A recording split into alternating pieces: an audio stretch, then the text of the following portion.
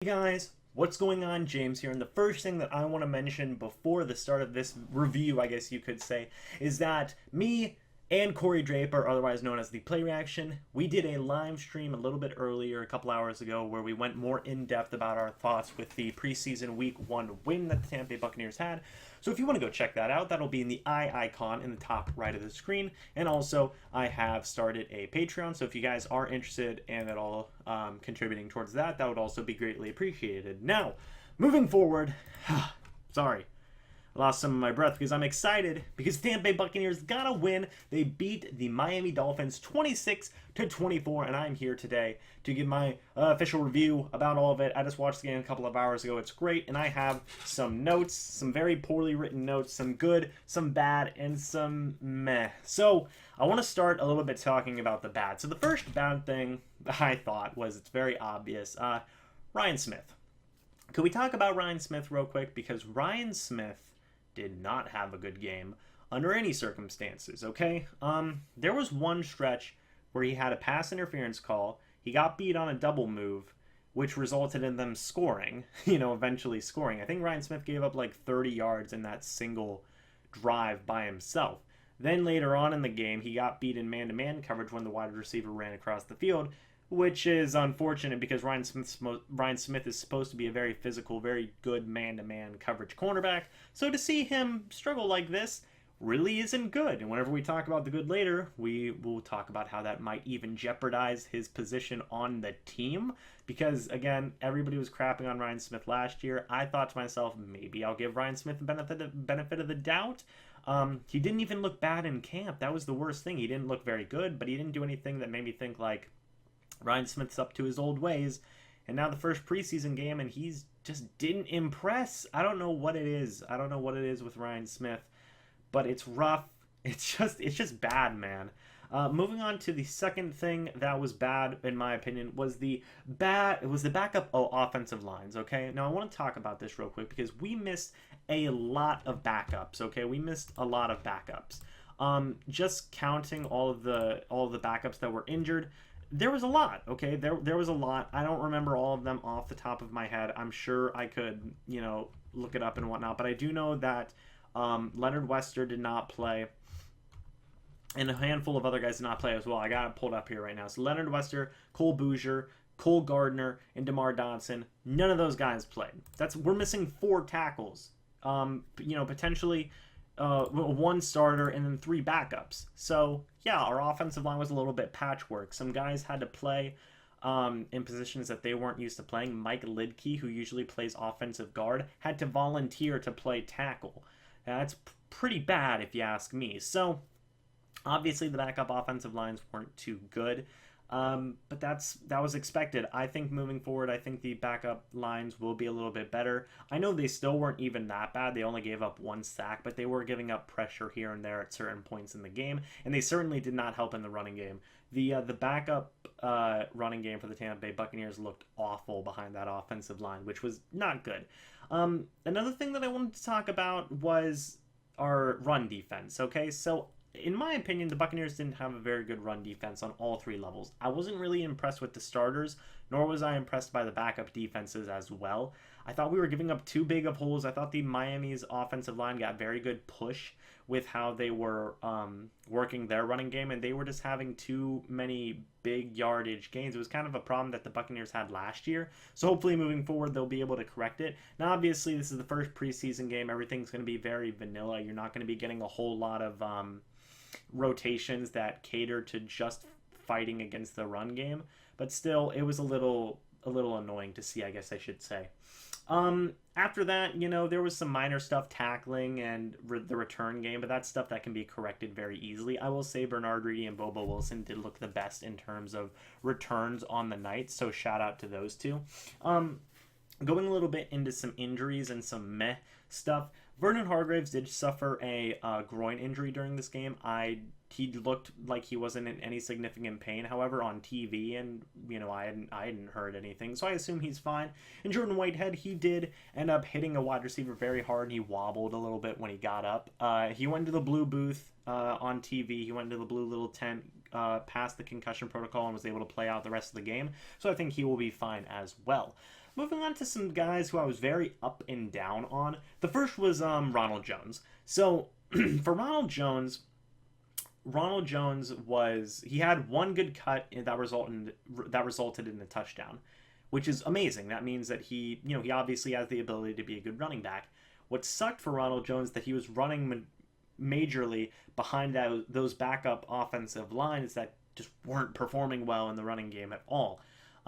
So I get it. A little bit of that isn't his fault. Fair play to him. The really bad thing that happened with Ronald Jones was his receiving ability. He had a pass, and it was only one, but he had a pass. It hit him right in the chest, and he dropped it. And I don't know, on TV, it looked like he was worried about the defender coming, which, to be fair, he's never played wide receiver before, so that's just a mental obstacle that he will just have to overcome with time. But it was still really disheartening to see because, we've all been speculating his receiving ability ever since we drafted him. So for his first opportunity that he gets in a game scenario, he drops it when it hits him right in the chest and hands. That really sucks. Justin Watson, I probably would put him more in the good category more than the meh category, but he did have that fumble, which was unfortunate, but after that fumble, he looked really nice, so, shout out to him. Jake Lampman dropped an open pass, but after that, he had one or two nice catches, which I thought were pretty good. He just has to fix the, dropped open pass. That might have been a little bit of Ryan Griffin's fault as well. I think he threw it behind Jake Lampman.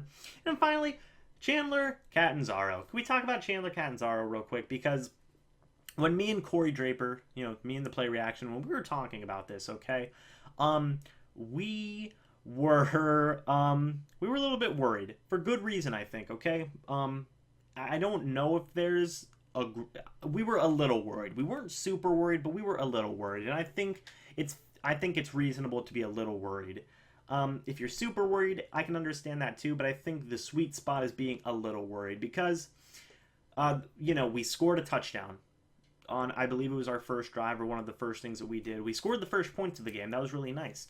And the first kick that Catanzaro makes for the Tampa Bay Buccaneers, and it's a missed extra point. That was terrible, right? That was so disheartening to see. Now later on, he would make the rest of his kicks, minus a very long 53-yard field goal, which fair play to him. There's a majority of kickers who can't make a 53-yarder consistently, so fair play to him. But he has to make some of these kicks, and he also did make the game-winning field goal. So, it is what it is. But he left 4 points on the board. You can't have that. The Buccaneers would have had an even more decisive win had he just made all of his kicks, So moving forward, I really hope that Chandler Catanzaro can just really buckle down, fix these mental things. Maybe he just had the jitters since it's his first game. I will say this, it was a lot better than Nick Folk and Roberto Aguayo in my opinion. I felt a lot more confident in Chandler Catanzaro, especially coming from training camp. He's been nailing all of his field goals in training camp. Whereas before, with Roberto Aguayo and Nick Folk, you didn't know. You didn't know who was... it was tough. It was a tough call to make because both of them were missing field goals in training camp. And it was way better than a freaking Nick Folk versus the New England Patriots situation where he missed, all of his field goals. So I still have a ton of faith in Catanzaro until I am proven wrong. So I don't think everybody should be super worried about our kicking game for now. But it is understandable if there is some panic. But I'd say give it a little bit of time, hopefully. I think he'll be able to correct these mistakes, so hopefully you guys think that way as well. Moving on to the good, okay? Now, I'm going to talk about the minor guys, the minor stuff that happened first, and I'm going to talk about the major guys. So, Sergio Bailey, I thought, had a wonderful fourth quarter. He had a lot of nice catches, and I think he if he doesn't make this roster, he would be a lock for the practice squad for me. I really like what he brings to the team in terms of overall speed and receiving ability, and he proved it in the fourth quarter with how he was able to play with the time he was given. Devontae Lamb had a pass batted down from Brock Osweiler, which I loved a lot, so shout out to Devontae Lamb. Isaiah Johnson had a fumble recovery, which they're going to say that Ryan Smith caused the fumble. I think that's how it's going to show up in the stat sheet. And also, Ryan Smith had an interception, technically, but it was a last-second Hail Mary. I don't count that because anybody could have had that interception. And also, he didn't cause the fumble. the running back hurdled over Ryan Smith and dropped the ball himself. Ryan Smith made absolutely zero contact, but I still think they're going to credit him with the forced fumble, I believe. But shout out to Isaiah Johnson. He has another fumble recovery. I love it whenever Isaiah Johnson recovers fumbles because it means turnovers. So, yeah. Moving on to the bigger guys who had good days. First off, the first thing that I want to highlight is the red zone defense. On every single level, the Buccaneers' red zone defense was phenomenal. Phenomenal. I couldn't really have asked for much better red zone defense. Getting there was kind of rough. The Dolphins were kind of able to move a little bit up and down the field. But once they got to the red zone, they had to settle for a lot of field goals. So I was really, really excited to see that because that means that Mike Smith is able to execute the exact defense that he wants to execute, which is this bend, don't break type defense. Maybe you can allow some field goals, that's fine, but just don't allow touchdowns. And the Buccaneers did that today, a good amount. So I was very, very, very, very happy to see that. Another person I was excited to see, who I thought had a really underrated game, was Alan Cross. And I know that Alan Cross didn't exactly, blow up the world with his numbers and whatnot. I know he didn't. He didn't have like insane numbers, but he did have one drive where he had two very nice catches from Mr. Ryan Griffin.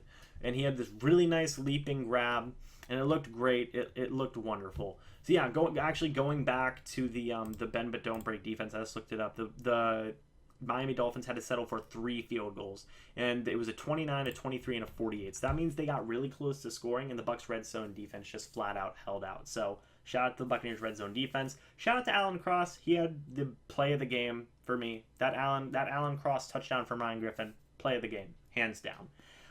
After that, some other guys that impressed. Peyton Barber impressed me a lot. Okay, Peyton Barber was really impressive. And that offensive line, our starting offensive line, looked wonderful. Looked exactly how we thought it was going to look. Peyton Barber looked exactly how we thought he was going to look. That looked really impressive. And I think that plays a little bit more into Ronald Jones, because I want to see how Ronald Jones can run behind that offensive line, because they looked great even without DeMar Dodson. They looked phenomenal. Hopefully that's a sign of things to come moving forward. I know the Miami Dolphins defensive line is a little bit depleted, especially since they lost out on Ndamukong Suh, but I thought they looked really good. Hopefully we can see more of that moving forward. And Peyton Barber looked like the best running back out of our bunch. You had Charles Sims, Jaquiz Rogers, Ronald Jones. Number 44, Wale or something. I know his last name has a Wale in it, so I'm just going to call him Wale. Number 44, Wale. Him and Peyton Barber looked the best at the running back position, so shout out to those two. Both of those ran very well, but Peyton Barber by far ran the best out of the bunch. He was hitting the holes. He had power, but in his runs, he looked great. Now we're starting to get into the really good stuff, right? MJ Stewart's the first guy I want to talk about, okay? MJ Stewart had really nice coverage, very sticky coverage. He was just playing really well. And moving forward, Hargraves wasn't able to play in this preseason game. And the two guys he's competing with had very good games. So moving forward, again, these guys are pushing for starting spots. And they have a lot of good momentum going with them moving forward, because MJ Stewart had a lot of nice coverages. He had some pass breakups during this game. He just looked really good in the nickel, so I was very impressed by him. Jordan Whitehead is the next one. Jordan Whitehead, I'm going to be picking a player of the game at the end. So Jordan Whitehead was great, right? Jordan Whitehead played awesome. He smashed some people. He had some pass deflections, one of them being in the end zone. He prevented a touchdown, and he was able to come back from a getting knocked around a little bit, potentially a concussion. Obviously, it's not a concussion unless our concussion protocol sucks, but still, Jordan Whitehead had an awesome game. And, when I was talking about it in the preview, I said, well, Jordan Whitehead has to have a good game to solidify his spot as a backup, I guess you should say. And yes, he has solidified his spot as a backup, but now it's even looking like maybe a fringe starter, because I didn't see a whole lot of Chris Conte, I didn't see a whole lot of Keith Tandy.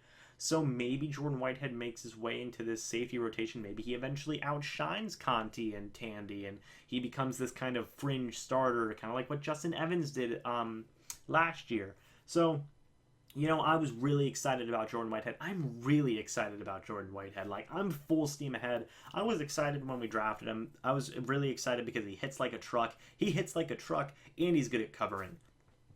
That's good enough for me. I know. All the good guys I'm talking about, it was against backups, so grain of salt, all that. I know. I'm just excited that football is back. So, and they played good. So shout out to them. Carlton Davis is another one. Carlton Davis was awesome in this game. He had like 3 batted passes, 4 tackles. Carlton Davis was amazing.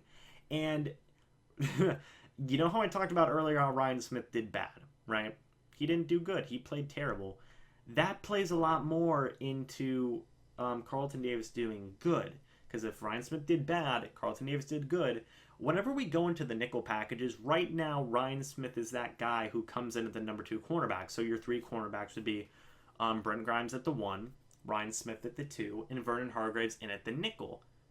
Now, depending on how things go moving forward, maybe you start to see Carlton Davis in the preseason, not in the regular season, but maybe you start to see Carlton Davis work with the ones a little bit more in the nickel packages. Maybe that's something that happens. Maybe it isn't. I don't know. Maybe I'm overreacting. No. You let me know down in the comment section below what you think about Carlton Davis and whatnot. But I was insanely impressed by Carlton Davis. He had a great game. He might have had, I don't know. He had a great game. And then finally, I want to talk about all of the quarterbacks that played. All 3 quarterbacks shined, by the way. All 3. It started off with Ryan Fitzpatrick. Ryan Fitzpatrick was making the checkdowns. He was making the quick throws that he needed to make. And if it wasn't there, he was showing that he had the scrambling ability to just go and get a few yards and then slide down. His sliding game needs work because he is going to get himself hurt if he keeps on doing that. But still, Ryan Fitzpatrick looked very sharp, very smart type of quarterback. After that, you had Jameis Winston who came in. And yes, he still looks a little bit erratic and he still looks kind of like he moves around a lot. Maybe he doesn't need to all the time. He runs around in circles sometimes, and it's like he rolls out in weird ways, and it sometimes doesn't look like he needs to. But he was playing behind that bad backup offensive line as well. So still, he did it the way Jameis does it, and it works. So it's just so weird looking at the difference between Ryan Fitzpatrick and Jameis Winston, because Jameis Winston moves around so much more and he drops back so far. He drops back so far sometimes, and I sit there and I think like, Jameis, stop! You're trying to do too much. He might even get himself hurt sometimes, but he needs to be careful. He definitely needs to be careful because he took a sack and it looked like a really ugly sack that was taken. When I was talking to Corey about it, Corey was saying like, well, that's just how Jameis takes sacks. And I was like, oh, God, I forgot that's how he takes sacks. He's going to get himself hurt, because he landed right on his knees. He needs to be better doing that. And then Ryan Griffin looked phenomenal. And Ryan Griffin proved that no matter who his weapon is, he can pass to them in a very efficient way. I was very impressed by Ryan Griffin. Corey said it best whenever we were talking about it, where Corey said, there's a reason that the Bucs have kept him on the roster for the past couple of years. It's because he has the potential to go out and have games like this. This is the Ryan Griffin that we saw last year that made everybody think that Ryan Fitzpatrick wasn't going to make this roster. And we need Ryan Griffin now more than ever because he might be an important piece in these first 3 games. So let's say if Ryan Fitzpatrick gets hurt, Ryan Griffin has to come in. And I was very confident in Ryan Griffin's made me more confident in his ability to be a player on this team that can be productive. So that was great to see. So yeah, with all that being said, the good, the bad, the meh, I want to go ahead and give a play of the game and the player of the game. And I'll try and be doing this for every single game review. So my play of the game, I told you guys a little bit earlier, it was the Alan Cross touchdown. Phenomenal play. Alan Cross is a beast. He's probably going to make this roster. He's super valuable. I love Alan Cross. And shout out to Ryan Griffin. Ryan Griffin put a money ball on that, man. It might have been a little bit high, but he put a money ball on that. So great for those two. I love both of them. They're wonderful. If I had to pick a player of the game, I was really torn on this, thinking about this, because it could have been Ryan Griffin, could have been Carlton Davis, it could have been Jordan Whitehead. Could have been one of those 3. But I decided to go with Carlton Davis. The reason I decided to go with Carlton Davis is because of how important it is that he had a good of game as he had. Ryan Griffin, Jordan Whitehead, they had really good games. but their roles are almost defined at this point. Jordan Whitehead and Ryan Griffin's roles are defined of them being backups, and they're not going to progress much farther. Maybe Jordan Whitehead could, but maybe not. Carlton Davis had a really good game, and now he could even work his way towards becoming a full-time starter because of the momentum he will be gaining from this game. He looked like the best defensive player on the field. Again, Jordan Whitehead would be a very close second. Both of them impressed me, and MJ Stewart would be a very close third. But I was so impressed with Carlton Davis and his reach and his ability to bat down passes and just be around the ball as much as he was. It was very impressive. So yeah, Carlton Davis is my player of the game. I really think he has a realistic shot to beat Ryan Smith out as a starting cornerback in nickel packages. So let me know what you think about all that down in the comment section below. Let me know if you guys have a play of the game and a player of the game. I'll be putting a comment down in the comment section below, so go ahead and respond to that, or just leave your own comment and I will be reading them. I'll like all of them. I'll try and respond to some of them, and just give me all your thoughts about the game. What did you like? What didn't you like? What were you meh about? I know a lot of people are probably going to be talking about Catanzaro and Ryan Smith. I will say this. What was I going to say? Oh, right. So there might be some people, and I made this joke to Corey, people are going to say, oh, well, Ryan Smith didn't do bad. He had an interception. And Catanzaro is the one who should be most harped on. No, I will still say Ryan Smith. The reason I'll still say Ryan Smith is because any of those defenders, those defensive backs, could have had that game-sealing interception, and anybody around the ball could have been labeled with that forced fumble because the running back dropped it. Nobody could have made that game-winning field goal besides Chandler Catanzaro on this team. Maybe Brian Anger, but still, Catanzaro might be the only guy. Might be. So yeah, Catanzaro, I think he deserves a pass. Ryan Smith does not deserve a pass. He was awful. But I hope he improves. So yeah, there was some bad, but I hope there's improvement with that bad. And I hope the good stays consistent. So yeah, let me know what you think about all this down in the comment section below. I'd love to get your opinions about it. I really would, because I love talking to you guys. Football's back, baby. Go check out that live stream that me and Corey did where we talk about it a lot more. We have great chemistry. We put some great opinions out there. It was a lot of fun. I really hope you guys go check it out. So yeah, thank you guys so much for watching. As always, I will see you in the next video or live stream. Next video should be a actually it should be a what am I trying to say here? It should be a training camp video and a training camp live stream this Saturday. So yeah, I hope to see all of you guys there. Hope y'all enjoyed. And yeah, as always, I'll see you in the next video. But until then, goodbye for now, guys. And as always, we won. We freaking won. Go Bucks. Great. We won. Yes.